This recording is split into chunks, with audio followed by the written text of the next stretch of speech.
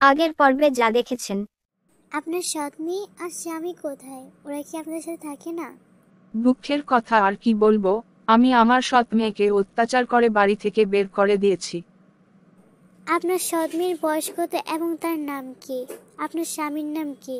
আমার সৎ মেয়ের নাম বৃষ্টি, ও তার বয়স 21 বছর। আমার আপন মেয়ের নাম মিষ্টি, আমার স্বামীর নাম আব্দুল্লাহ। আজকের পর্ব। কি হলো মা, তুমি এত কি ভাবছো? আর তুমি এত কিছু জানতে চাইছো কেন? তোমার কণ্ঠ আমার খুব চিনা চিনা লাগছে। কিভাবে চিনতে পেরেছো মা? আমি তোমার সেই সৎ মেয়ে, তুমি যাকে অত্যাচার করে বের করে দিয়েছিলে।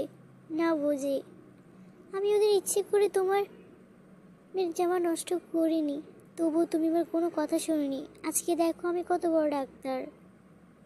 মিষ্টি এখন কোথায়? হ্যাঁ, চিনতে পেরেছি। আমাকে তুই ক্ষমা করে দিস বৃষ্টি।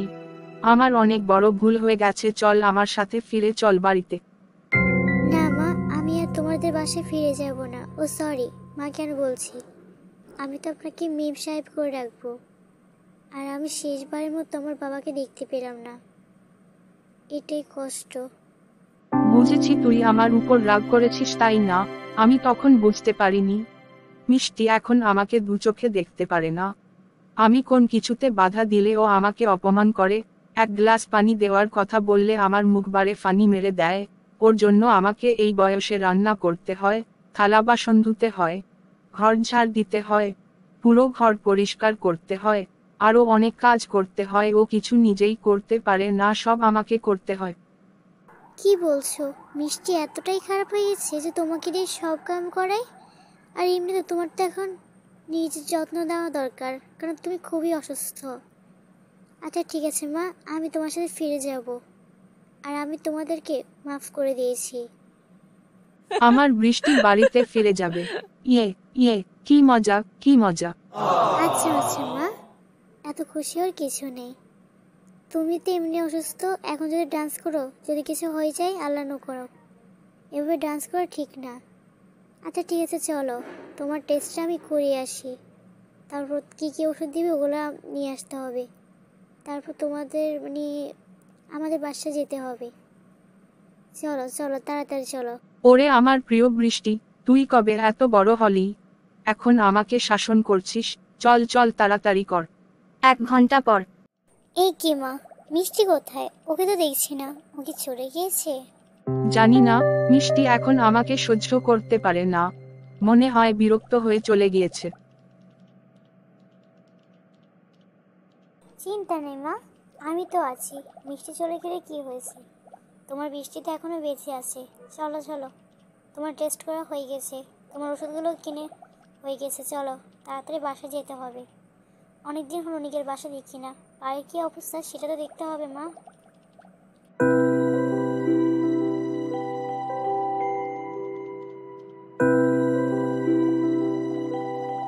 আর কান্না করো না মা, চলো। বেশি কান্না করলে কিন্তু শরীর খারাপ হয়ে যাবে। তাড়াতাড়ি চলো। আচ্ছা ঠিক আছে মা, চল বাড়িতে চল। বাড়িতে যাওয়ার পর। মিষ্টি মনে হয় ভার্সিটিতে গেছে, তুই চিন্তা করিস না, একটু রেস্ট নে। ঠিক আছে মা, বসো, তোমার সাথে কিছু গল্প করার আছে। আচ্ছা, একটা কথা বলতো, তোকে যে আমি বাড়ি থেকে বের করে দিয়েছি, তারপর তুই কি করলি? আর কিভাবে বা ডাক্তার হলি? সে অনেক বড় কাহিনী। আচ্ছা ঠিক আছে, এত করে যে বলছো তাহলে বলছি কিভাবে আমি ডাক্তার হয়েছি। তাহলে তবে শোনো। এখন আমি কোথায় যাব, কি করব, কি খাবো? এই জঙ্গলে নাকি অনেক ভয়ঙ্কর জীব জন্তু আছে, আর শুনেছি এখানে নাকি একটা খারাপ ডাইনি আছে। আমি এখানে এসেছি ভালোই হয়েছে, আমি ওই ডাইনির হাতেই মরবো। তাহলে তো আমার আর জীবনে কোনো দুঃখ থাকবে না। কে রে তুই? তোর এত বড় সাহস, তুই আমার কাছে এসে তোর মৃত্যু কামনা করছিস? বল, কি সমস্যা হয়েছে? তুই কেন মরতে চাইছিস? দুঃখের কথা কি বলবো, আমার সৎ মা আর আমার সৎ বোন আমাকে অত্যাচার করে বাড়ি থেকে বের করে দিয়েছে। আমি আমার বোনের জামা ইচ্ছে করে নষ্ট করিনি, তবুও সে আমাকে মিথ্যা অপবাদ দিয়ে আমাকে বাড়ি থেকে বের করে দিয়েছে। মা আমাকে অনেক মেরেছে। আমাকে কত বাজে বাজে কথা বলে বের করে দিয়েছে। এই জন্য আমি মরতে চাই। এই পৃথিবীতে বেঁচে থেকে আমার কি বা লাভ হবে? আমাকে তুমি মেরে ফেলো ডাইনি। আরে বলদ মেয়ে, কারণে মরতে হয়? শোন, আজ থেকে তোকে আমি আমার মেয়ের মতো মানুষ করব। তুই আর কখনো মরার চিন্তা করবি না। কিন্তু আমি কি খাবো, কোথায় ঘুমাবো, কোথায় থাকবো? আর আমি পড়াশোনা করতে চাই, কিন্তু পড়াশোনা কখনো করতেই পারি না। তুই চিন্তা করিস না, তুই আমার সাথে চল, তোকে আমি একটা জায়গায় নিয়ে যাব। সেখানে একটা সুন্দর বাড়ি আছে, সেই বাড়িতে গিয়ে তুই থাকবি। আয় আমার সাথে। কিন্তু আমি তো তোমাকে দেখতে পাই না ডাইনি মা, কিভাবে বা তোমাকে আমি দেখবো?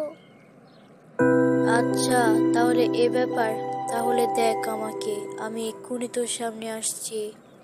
আসসালামু আলাইকুম, সবাই কেমন আছেন? আশা করি সবাই ভালো আছেন। আমার স্টোরিটি আপনাদের কেমন লেগেছে অবশ্যই কমেন্টে বলে যাবেন। আর এরকম মজার মজার ভিডিও পেতে আমার চ্যানেলটিকে সাবস্ক্রাইব করে পাশে থাকা বেল বাটনটি বাজিয়ে দিন।